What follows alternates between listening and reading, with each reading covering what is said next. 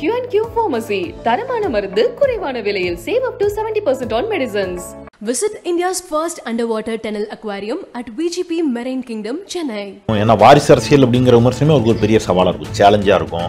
அப்புறம் அதிக எதிர்பார்ப்பு இருக்கும். நாளைக்கு வந்து தமிழ்நாடு முழுவதும் எந்த சிக்கல் எங்கு எழுந்தாலும் முதல் கேள்வி அவரை நோக்கி பாயும். ரொம்ப சீக்கிரமா நடந்துருச்சு அவருடைய லைஃப்ல எல்லாமே. அண்ணாமலை வந்து கட்சியில சேர்ந்த உடனே தலைவராக்கிட்டீங்க, ஏன்னு நான் கேட்க முடியுமா? அது அவங்க கட்சியோடைய முடிவு. இந்திய பாஜகலையும் அது மாதிரி யார் வேணா தலைவராகிறதுக்கான வாய்ப்புகள் இருக்கு. ஆனா திமுக அப்படி ஒரு வாய்ப்பு இருக்கா? தமிழ்நாடு பாஜக தலைவர் நியமிக்கப்படுகிறார், நல்லா புரியுது. ஸ்டாலின் தலைவராக நியமிக்கப்படல, தேர்ந்தெடுக்கப்பட்டார் தொண்டர்களால. அந்த பதவிக்கு வேறு யாரேனும் போட்டியிட விரும்பினால் போட்டியிடலாம். போட்டியிட முடியுமா? ஏன்னா பொது வழியில துறைமுறைகள் கிட்ட கேட்கும் போது துணை முதல்வர் பதவி கொடுத்தா யார் தான் வேணான்னு சொல்லுவா அப்படின்னு அவங்க சொன்னாங்க. அது இங்க விமர்சனத்துக்குள்ள ஆனது. அதனாலதான் இந்த மாதிரியான கேள்விகள் முன்னாடி வைக்க சொன்னார்ல. அவர் அமைச்சரை விட்டு தூக்கிட்டாங்களா, பொதுச்செயலாளர் பதவி விட்டு தூக்கிட்டாங்களா? நீங்க இப்படி ஒரு பதில் அதிமுக சொல்லிட முடியுமா? அப்ப சீனியர்ஸ்க்கு வந்து அங்க முரண்பாடு இருக்குங்கிறது அந்த தோரணை ஒண்ணு இருக்கு இல்லையா? இப்போ துணை முதலமைச்சர் பதவிக்கு என்ன தேவை இருக்கு அப்படிங்கிற விமர்சனம் இருக்கு. உங்க கட்சிக்குள்ள நீங்க அடுத்ததா இவர் தான் தலைவர்னு சொல்லிக்கோங்க, இல்ல செயல் தலைவரா கொண்டு வாங்க. நீங்க ஏன் இப்ப துணை முதலமைச்சர் பதவியை வந்து உருவாக்குறீங்க?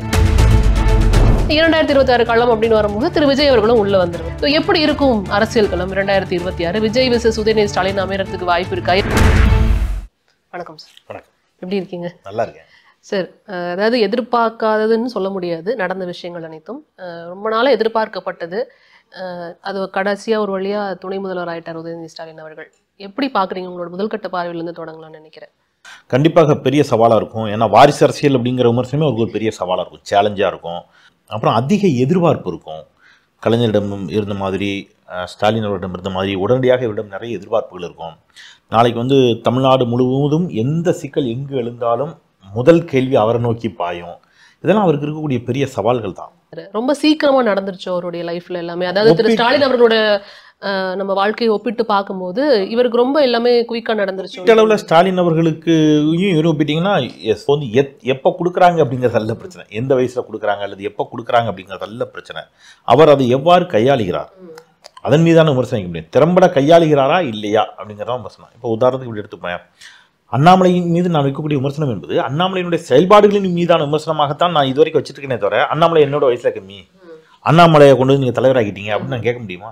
அண்ணாமலை வந்து கட்சியில் சேர்ந்த உடனே தலைவராக்கிட்டீங்க ஏன்னு நான் கேட்க முடியுமா? அது அவங்க கட்சியோடைய முடிவு. அப்போ வெளியிலிருந்து விமர்சிக்கக்கூடிய என்னை போன்றவர்கள் அண்ணாமலையின் மீது ஒரு விமர்சனம் இருக்குன்னா, அண்ணாமலையை சின்ன வயசுலேயே தலைவராக்கினது ஏன் அப்படி கேட்க முடியாது. அண்ணாமலை இருக்கும் மற்ற மூத்த தலைவர்கள் இருக்கும்போது ஏன் தலைவராக்கினீங்க அப்படி கேட்க முடியாது. அவருடைய செயல்பாடுகள் அதே தான். நான் இங்கே உதயநிதி ஸ்டாலின் அவர்களுக்கு என்ன சொல்கிறேன்னா, நீங்கள் எப்போ வந்தார், எவ்வளோ சீக்கிரமாக வந்தார் அதல்ல, அவர் என்ன செய்ய போகிறாருங்கிறதுக்கு டைம் கொடுக்கணும்ல. அந்த டயத்தையே கொடுக்காம அவர் மீது சேற்றை வாரி வீச தொடங்குவது இருக்குதுல்ல, அது வந்து சரியான போக்கா அப்படின்னு தலைப்பு. எனக்கு இது புரியவே இல்லை. வானதி சீனிவாசன் அவர்கள் பாஜக தமிழ்நாட்டில் யாரோட கூட்டணி வச்சிருக்கிறது? பாட்டாளி மக்கள் கட்சியோடு.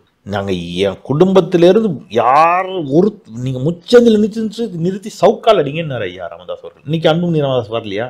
நீ போன தேர்தலில் வந்து எல்கே சுதீஷ், இந்த பக்கம் வந்து அவர் பேர் தம்பி விஜய் பிரபாகர், எல்லாருமே வாரிசு அரசியல் தானே. ஒரு சாமானியன் வந்து ஈஸியா அந்த இடத்துல தலைவர் ஆயிட முடியுது தமிழக பாஜகல. இந்திய பாஜகலையும் அது மாதிரி யார் வேணா தலைவராகிறதுக்கான வாய்ப்புகள் இருக்கு. ஆனா திமுக அப்படி ஒரு வாய்ப்பு இருக்கா அப்படின்னு கேட்பாங்க. மன்னிக்கணும், நான் உங்க கேள்வியில் ஒரு இடத்துல முரண்படுறேன். என்னன்னா திமுக தான் அந்த ஜனநாயகம் இருக்கு. ஏன்னா தமிழ்நாடு பாஜக தலைவர் நியமிக்கப்படுகிறார், நல்லா புரிஞ்சுக்கங்க. அவங்களுக்கு தேர்தல் கிடையாது. ஆனால் இன்க்ளூடிங் ஸ்டாலின் தலைவராக நியமிக்கப்படலை, தேர்ந்தெடுக்கப்பட்டார். யாரால? தொண்டர்களால. அந்த பதவிக்கு வேறு யாரேனும் போட்டியிட விரும்பினால் போட்டியிடலாம். அந்த உரிமை அந்த கட்சியில் இருக்குது. முடியுமா? அது அந்த தொண்டர்கள் என் தலைவன் தான் வரணும்னு நினைச்சு விரும்பி பின்னாடி போறான். எல்லாமே ஒரு தேர்தல் முறைக்குள்ளதான் அவங்க வச்சிருக்கிறாங்க. ஆனால் பாஜக அண்ணாமலை நியமிக்கப்பட்டார். எவ்வளவு தேர்தலில் வந்து களமிறங்கி வேலை பார்த்தார் நிர்மலா சீதாராமன். நிர்மலா சீதாராமன் போய் ஓட்டு கேட்டாங்களா? களத்தில் நின்றாங்களா? என்ன பண்ணாங்க? நீங்கள் அவங்களுக்கு நிதியமைச்சர் கொடுத்துருக்கிறீங்க. அவரை விட அதிகமாக களத்தில் நின்று பணி செய்தவர் நம்ம தமிழிசை சவுந்தரராஜன் அல்லது பொன்ராதாசனுக்கு நீங்கள் இணையமைச்சர் பதவி தான் கொடுத்தீங்க. ஏன் கொடுக்கல? நிதியமைச்சர் கொடுக்கல. இப்போ நாம ஒரு சாமானியனா வந்து திராவிட முன்னேற்ற கழகத்துல இணைந்துக்கணும், நம்மளை இணைத்துக்கணும் அப்படின்னு நினைக்கும் போது அவர் வந்து கட்சி தலைவராகவோ இல்லை வந்துட்டு நாட்டின் முதலமைச்சராகவோ வரணும்ன்ற கனவோட உள்ள வர முடியுமா? அது வந்து இங்க வந்து சாத்தியமான்னு நான் கேட்கிறேன். எல்லாருமே வந்திருக்காங்க. நான் என்ன சொல்றேன், முதலமைச்சராக சாத்தியமா, நீங்க வந்து முதலமைச்சர் இல்லாம அடுத்த அமைச்சராக சாத்தியமா தெரியல. ஆனா இன்னைக்கு உயர்கல்வித்துறை அமைச்சராக பொறுப்பேற்றிருக்கக்கூடிய ஐயா கோவிச்செழியன், நானும் அவரும் நேற்று முன்தினம் ஒரு புத்தக வெளியீட்டில் பங்கேற்கிறோம். அந்த புத்தக வெளியீட்டில் அவர் சொன்னது, அவர் சொல்றாரு தன்னை, நான் ஒரு ஒடுக்கப்பட்ட சமூகத்தில் பிறந்தவன், ஓலை குடிசையில் பிறந்து வளர்ந்தவன். ஓலை குடிசையில் இருந்த நான் இந்த இயக்கத்தின் மீது கொண்ட பற்றால் இந்த இயக்கத்தில் என்னை இணைத்துக் கொண்டேன். எம்எல்ஏ ஆன அரசு கொறடாவாக ஆக்குனாங்க. அவர் அப்போ அமைச்சரவை அறிவிக்கலை. அன்று இரவு அமைச்சரவை அறிவிக்கப்படுகிறது. அவருக்கு தன்னை அமைச்சராக அறிவிப்பார்கள் என்பதும் அவருக்கு தெரியாது. இன்றைக்கு உயர்கல்வித்துறை அமைச்சர், ஒரு ஓலை குடிசையில் பிறந்த, ஒரு ஒடுக்கப்பட்ட சமூகத்தில் பிறந்த ஐயா கோவிச்செழியன் கொள்கை பிடிப்போடு இந்த இயக்கத்தில் நீண்ட நெடுங்காலமாக பயணித்தார். இன்றைக்கு அவர் என்னவா இருக்காரு? இல்ல, தொடர்ந்து திரு எடப்பாடி அவர்கள் வைக்கிற விமர்சனம் அதுதான். எப்போதுமே திராவிட முன்னேற்ற கழகத்தை நான் யாருன்னே தெரியாது, இன்னைக்கு நான் முதலமைச்சரா இருக்கேன், கட்சியோட பொதுச்செயலாளரா இருக்கேன் அப்படிங்கிறப்ப இது திமுக நடக்க வாய்ப்பு இருக்கான்னு அவர் தொடர்ந்து வைக்கிற விமர்சனம் இது இப்படி திருப்பி திருப்பி இதை கேட்கறதுனால நானும் உடச்சி பேசுறேன். இது உடச்சி பேசினாதான் இது சரியா வரும்னு நினைக்கிறேன். செல்வி ஜெயலலிதா அவர்களுக்கு வாரிசு இல்லைங்க. எம்ஜிஆருக்கு வாரிசு இல்லை. நீங்க இருந்து வாரிசுகள் இருக்கிறார்கள், ஆனால் நாங்க கொண்டு வரல அப்படின்னு சொல்ற ஒரு கட்சி எனக்கு சொல்லுங்க. அவன் தானே இருக்கக்கூடிய எல்லாரையும் எடுங்க பட்டியல். நீங்க அப்போ இருக்கிறவங்க வர்றாங்க, வந்துட்டு தான் இருக்கிறாங்க. நீங்க ஜெகன்மோகனை காங்கிரஸ் வெளியில அனுப்பிடுச்சு. அவர் காங்கிரஸ் வெளியேறினார். அவர் வாரிசுன்னு நீங்க. ஆனா அவர் ஒய்எஸ்ஆர் காங்கிரஸ் ஆரம்பிச்சு என்ன ஆனாரு? ஆந்திர மக்கள் ஓட்டு போட்டாங்களா இல்லையா? நீங்க சந்திரபாபுடைய மகன் அமைச்சரவையில் இருக்காதா இல்லையா? நீங்க பாஜக என்ன செய்ய போறீங்க? வாரிசுகள் இல்லை அப்படிங்கிறது தான் அதிமுக இன்றைக்கு உடைந்ததனுடைய ஒரு ரீசனே. நீங்க இது ஆசிய மக்களுடைய மனம் இல்லை. நீங்க வெறும் தமிழ்நாடு திமுகன்னு சுருக்காதீங்க. ஆசியா முழுவதும் நீங்க பாகிஸ்தான்ல இது நடந்திருக்கு, பங்களாதேஷ்ல நடந்திருக்கு, ஸ்ரீலங்கால நடந்திருக்கு, இன்னும் சொல்ல போனா அமெரிக்காலையும் இது நடந்திருக்கு. சீனியர் புஷ் ஜூனியர் புஷ் நம்ம பார்த்துருக்குறோம். உலகம் முழுவதுமே இது நடந்திருக்கு. எடப்பாடி பழனிசாமி, நான் என்ன சொல்றேன், எடப்பாடி பழனிசாமி சாமானிய குடும்பத்தில் பிறந்தார், வளர்ந்தார், உண்மை, எஸ், மாற்று கருத்து இல்லை. அவர் முதலமைச்சராக தேர்ந்தெடுக்கப்பட்டார்ல, மக்கள்கிட்ட போய் பணி செய்து, உங்கள் தொண்டுகளை எல்லாம் செய்து, உங்கள் கருத்தியலை எல்லாம் பரப்பி, ஆகா இவன் அல்லவா தலைவன், இவனை விட்டால் ஒரு தலைவன் தமிழ்நாட்டுக்கு கிடையாவிடான்னு சொல்லி மக்கள் உங்களுக்கு ஓட்டு போட்டு முதலமைச்சரான மாதிரி பேசிட்டு இருக்கீங்க. கோவத்தூர் வச்சு நீங்க எப்படி முதலமைச்சர் ஆனீங்கிறது எல்லாருக்கும் தெரியும். திரு மோடி அவர்களுக்கு வாரிசு இல்ல அப்படின்ற ஒரு விஷயத்த சொன்னீங்க. ஆனா பாஜக தலைவர்களாக இருந்த நட்டாவா இருக்கட்டும், இல்ல அமித்ஷாவா இருக்கட்டும், அவர்களுக்கு எல்லாம் வாரிசு இருக்கே. மாஸ் லீடர் கிடையாதுங்க. நீங்க வாஜ்பாய் அங்க ஓரளவுக்கு அறியப்பட்ட தலைவராக இருந்து வந்தார். எல்கே அத்வானி அறியப்பட்ட தலைவராக இருந்து வந்தார், ரைட்? அவர்கள் எல்லோரையும் விட இவர்கள் நரேந்திர தாமோதர் தாஸை ஒரு மாஸ் லீடரா கொண்டு நிறுத்துறாங்க. மக்கள்கிட்ட அதுக்காக கடும் பிரச்சாரம் செஞ்சாங்க, பெரும் பணம் செலவிடப்பட்டது. அது எல்லாமே மக்கள்கிட்ட ஓரளவு ஒர்க் அவுட் ஆச்சு. இன்னைக்கு அவரு இந்திய அளவில் ஒரு மாஸ் லீடர் மாட்டுக்கிறது இல்லை. அப்படி கொண்டாடிய மாஸ் லீடருக்கு வாரிசுகள் இருந்தால் நிச்சயமா இவங்க வரதான் நினைச்சுவாங்க, கொண்டு வருவாங்க. வசுந்தரா ராஜே சிந்தியா யாரு? ஏன் மாத்திட்டு வேற யாரா கொண்டு வந்திருக்கலாமே இல்லையா? நீங்க இதே அஜித் பவார் நீங்க வாரிசுன்னீங்க, இன்னைக்கு அஜித் பவார் கூட்டு என்ன பண்ணிருக்கீங்க? மகாராஷ்டிரால நீங்க எந்த வாரிசுகளோட கூட்டு வச்சிருக்கிறீங்க? அல்ல, உங்களுக்கு வந்தா ரத்தம், மற்றவங்களுக்கு வந்தா தக்காளி சட்னிங்கிற கதெல்லாம் நீங்க எப்பவுமே பாஜக பேசும். அது பாஜகவுக்கு சுட்டி காட்டுவதற்கு வேறு எதுவும் இல்லை. அதனால பாஜக அதை பேசுறாங்க. ஏன்னா பொது வழியில துரைமுருகன் கிட்ட கேட்கும் போது துணை முதல்வர் பதவி கொடுத்தா யார் தான் வேணான்னு சொல்லுவா அப்படின்னு அவங்க சொன்னாங்க. அது இங்க விமர்சனத்துக்குள்ளானது. அதனாலதான் இந்த மாதிரியான கேள்விகள் முன்னாடி வைக்க வேண்டிய. சொன்னார்ல, அவர் அமைச்சரை விட்டு தூக்கிட்டாங்களா, பொதுச்செயலாளர் பதவி விட்டு தூக்கிட்டாங்களா? நீங்க இப்படி ஒரு பதில் அதிமுக சொல்லிட முடியுமா? அப்ப சீனியர்ஸ்க்கு அங்க முரண்பாடு இருக்குங்கிறது அந்த தோரணை ஒண்ணு. துரைமுருகனுடைய சட்டையர், அவர் ஒரு தக் லைஃப் மன்னன். அவர் எப்பவுமே அதான் சொல்லுவாரு. நீங்க அவங்க அது ஒரு குடும்பமா தாங்க பாக்குறாங்க. ஒரு வாதத்துக்கு வச்சுக்கிறேன், முதல் மரியாதை எனக்கு தெரியல, நான் வந்தோன்னு உன் மையன் என்னை வாணி கேட்கலன்னு வீட்டுல ஒரு தாய் மாமனோ பெரிய பொண்ணோ சித்தப்பனோ கோச்சுப்பான்ல. ஒரு கல்யாண வீட்டுல நான் வந்தேன், உன் மையன் என்னை வாணி கூட கேட்கல, தண்ணி கொடுக்கலன்னு ஒரு பெரியப்பா கோச்சுக்கிறான்னு வைங்க, அந்த மனநிலையில துரைமுருகன் இருக்காருன்னு வச்சுப்போம். கோச்சிட்டு போயிட மாட்டாரு. கோச்சிட்டு கல்யாணத்தை முன்னாடி நடத்தி கொடுப்பார்ல ஒரு பெரியப்பாவோ தாய் மாமனோ, அந்த மனநிலை தான் துரைமுருகன் இருப்பாரு. விமர்சனம் seniors are very upset inside the party அப்படிங்கிறது அவங்களுடைய ஒரு விமர்சனமா இருக்கு. அப்ப இதை பத்தி நம்ம பேச வேண்டிய கட்டாயத்துக்கு தள்ளப்படுறோம். அதாவது பாஜக இருப்பதிலேயே மிக ஜூனியர் தமிழிசைக்காவா?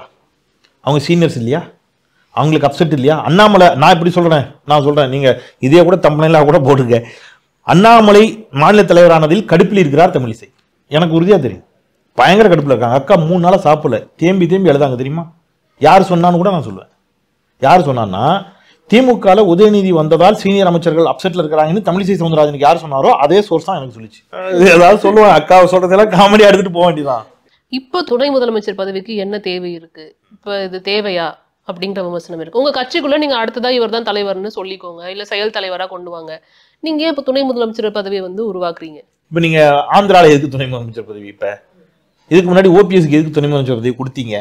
இப்படிலாம் இல்லை. சரி, துணை முதலமைச்சர் பதவிங்கிறது என்னன்னாங்க, ஒரு முதலமைச்சரால பணிச்சுமைகள் வந்து அதிகரிக்கும். ஒரு முதலமைச்சர் வந்து நிர்வாக ரீதியிலான பணிச்சுமை இருக்குது, கட்சி ரீதியிலான பணிச்சுமை இருக்குது, எல்லாமே இருக்கும்போது ஸோ இது வந்து அலுவல் ரீதியிலான பணிகளை ஆட்சி நிர்வாகத்தில் முதலமைச்சருடைய பணிகளை கொஞ்சம் வந்து என்ன செய்யலாம், நம்ம வந்து பகிர்ந்து கொள்ளலாம், குறைக்கலாம். அவருடைய பணிச்சுமையை குறைப்பது தான்.